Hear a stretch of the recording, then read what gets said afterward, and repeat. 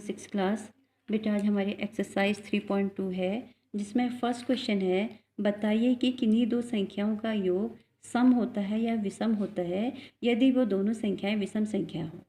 अब आपसे सबसे पहले मैंने आप लोगों को बताया है सम संख्या क्या होती है, विषम संख्या क्या होती है। सम संख्या वे संख्याएं जो दो से पूरी बार विभाजित होती हैं उसको हम क्या बोलते हैं, सम संख्या कहते हैं। और विषम संख्या जो दो से पूरी बार विभाजित नहीं होती है, यानी कि जिसमें दो का भाग पूरी बार नहीं जाता है, उसे हम क्या बोलते हैं, विषम संख्या कहते हैं। अब हमसे क्वेश्चन में कहा है कि यदि किन्हीं दो संख्याओं का योग सम होता है या विषम होता है, सम होता है या विषम होता है, आपको कंडीशन दे रखी है।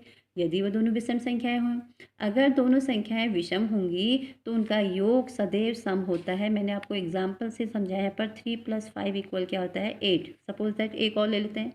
एक आपकी विषम संख्या 5 है, अगली विषम संख्या हमने 7 ले ली, तो इन दोनों का सम करो कितना आएगा आपके पास, 12। तो इनकी इसका योग भी कितना आ रहा है, 12 हो रहा है, जबकि दो के दो क्या हैं, विषम संख्याएं। ठीक है। फिर बी पार्ट में है, सम संख्याओं का योग सदैव सम होता है। ठीक, तो पहली सम संख्या हमारे पास जैसे 2 है, अगली सम संख्या क्या है, 4। फॉर एग्जाम्पल यहाँ पर मैं एग्जाम्पल बता रही हूँ, तो 2 और 4 को ऐड करो तो कितना आ रहा है, 6।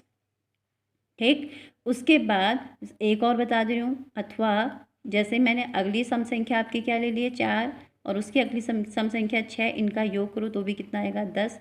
तो इसका इनकी क्या कहने का मतलब यह है कि सदैव सम संख्याओं का योग सदैव क्या होता है, सम होता है। ठीक, फिर उसके बाद क्वेश्चन नंबर 2 है, बताइए कि निम्नलिखित में कौन सा कथन सत्य है और कौन सा कथन असत्य है। हमसे ये कह रहा है कि इनमें जो आपको कथन दे रखे हैं निम्न इनमें से, इनमें कौन सा कथन सत्य है और कौन सा कथन असत्य है। तो इसमें आपने डायरेक्ट इसमें सत्य असत्य नहीं लिखना है, मैं आप लोगों को बता रही हूँ, जिस तरीके से मैं बता रही हूँ इसी तरीके से आप लोगों ने भी घर में करना है।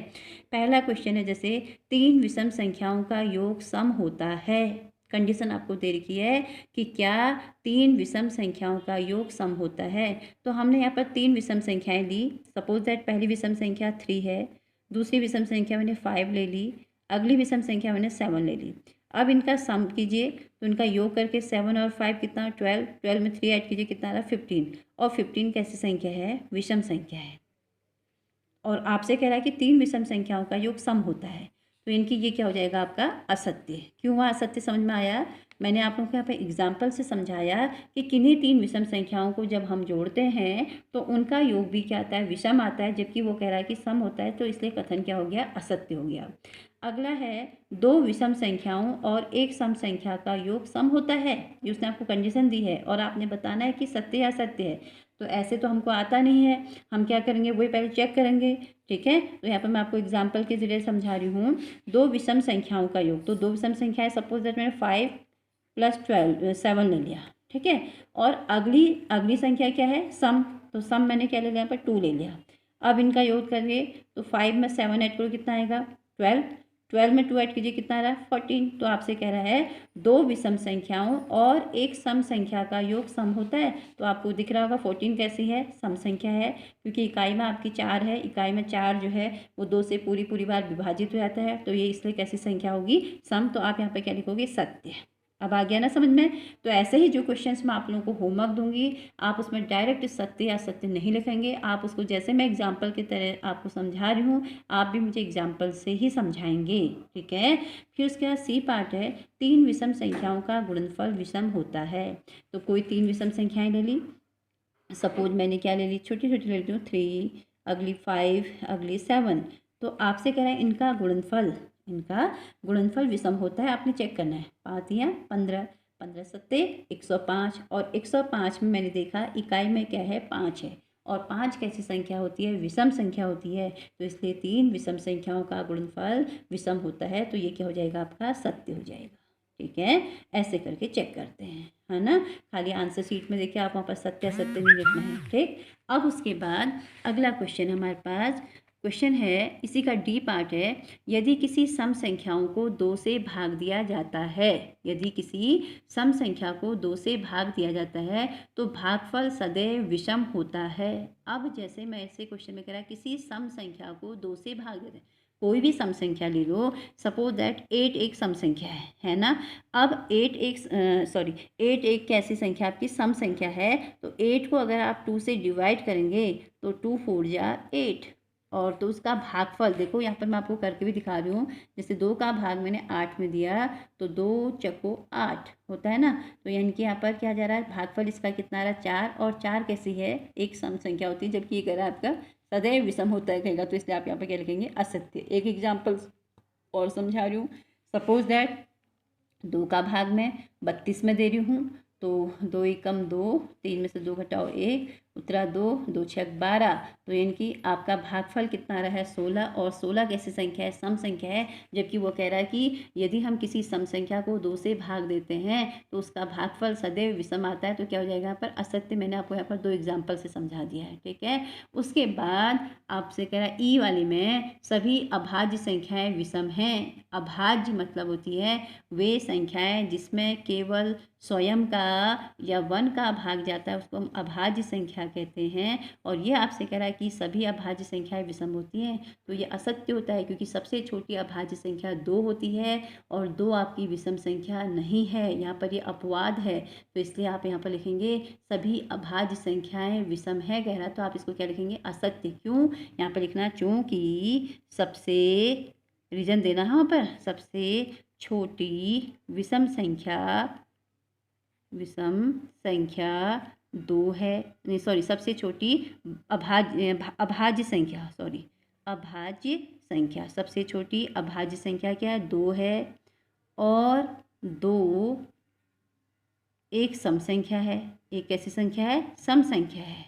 आप लिखेंगे, वो क्वेश्चन पूछ रहा है सभी अभाज्य संख्याएं विषम हैं, तो आप इसको असत्य कहेंगे। क्यों, क्योंकि सबसे छोटी अभाज्य संख्या 2 है और 2 एक सम संख्या है, इसलिए यहाँ पर क्या है, ये गलत कहा गया तथ्य में, ठीक है।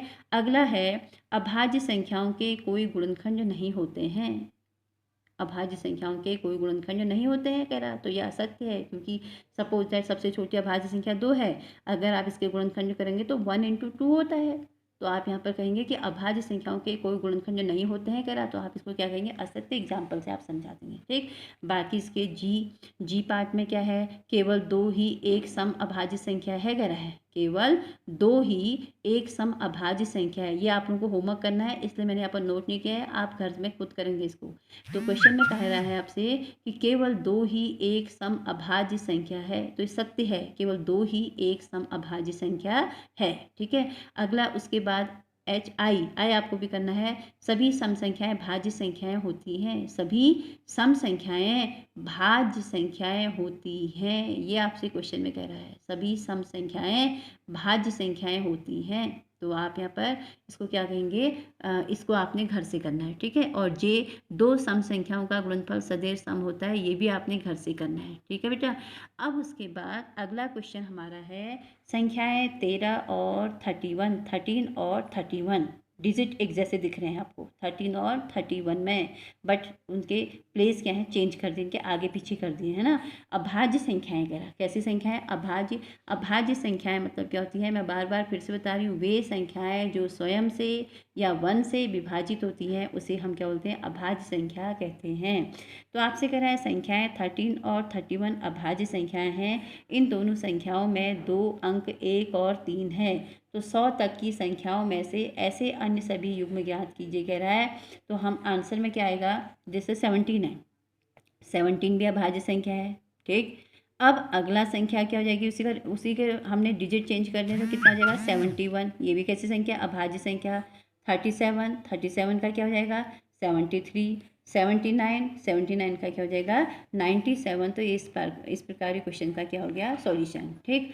अब उसके बाद अगला क्वेश्चन आपका 4th है, 20 से छोटी अभाज्य और भाज्य संख्याएं अलग अलग लिखिए कह रहा है ना। क्वेश्चन नंबर 4th है, 20 से छोटी सभी अभाज्य और भाज्य संख्याएं अलग अलग लिखिए, अलग अलग लिखिए कह रहा है। 20 से छोटी होनी चाहिए, भाज्य को अलग लिखना है और अभाज्य को अलग लिखना है। तो अभाज्य संख्या मैं यहाँ पर लिख रही हूँ। देखिए मैं बता रही हूँ आप लोगों को आंसर इसका।